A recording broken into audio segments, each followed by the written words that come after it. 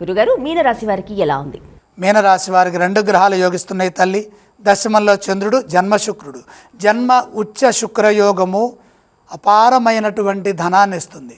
అది ఆర్థిక ధనం కావచ్చు, కార్యసిద్ధి రూపంలో ధనం కావచ్చు, అలాగే అదృష్ట రూపంలో అమ్మవారు యోగించవచ్చు. శాస్త్రం ఏం చెబుతుందంటే ధనమగ్నిర్ధనం వాయుర్ధనం సూర్యో ధనం వసు ధనమింద్రో బృహస్పతిర్వరుణం ధనమశ్నుతే అని చెబుతుంది. ఇన్ని రూపాల్లో మనకి లక్ష్మీ కటాక్షం మీనరాశి వారికి ఉన్నది.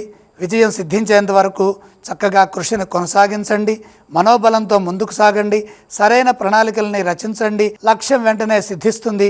ఎట్టి పరిస్థితుల్లో చెడు ఊహించవద్దు, ఎందుకంటే గ్రహదోషం అధికంగా ఉంది. నిరుత్సాహపడే వార్తలు వినవద్దు.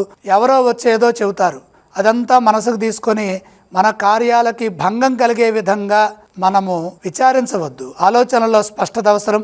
విజయం లభించే వరకు నమ్మకంగా ఉండాలి. సమిష్ట కృషి ఫలిస్తుంది. ఉద్యోగంలో భక్తి శ్రద్ధలతో మీ కర్తవ్యాలను మీరు జాగ్రత్తగా నిర్వర్తించండి. సకాలంలో పనులు పూర్తి చేయండి. విశ్వాసంతో పనిచేయడం ద్వారా ఒత్తిడిని జయించవచ్చు.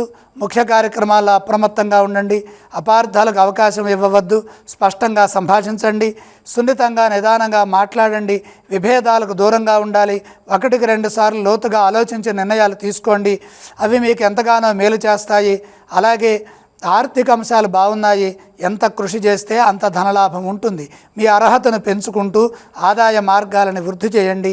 వ్యాపారంలో సమయస్ఫూర్తిని ప్రదర్శిస్తే ఇబ్బందులు తొలగుతాయి. మీనరాశి వారు ఏ స్తోత్రాలను పఠిస్తే బాగుంటుంది? మీనరాశి వారు ఈశ్వర ధ్యానం చేయటం చాలా మంచిది. వారు ఏ ఆలయాన్ని సందర్శించాలంటారు? ఈశ్వర సందర్శనం శక్తినిస్తుంది, ఆపదలని తొలగిస్తుంది. వారు ఎటువంటి దానాలు చేయాలి గురుగారు?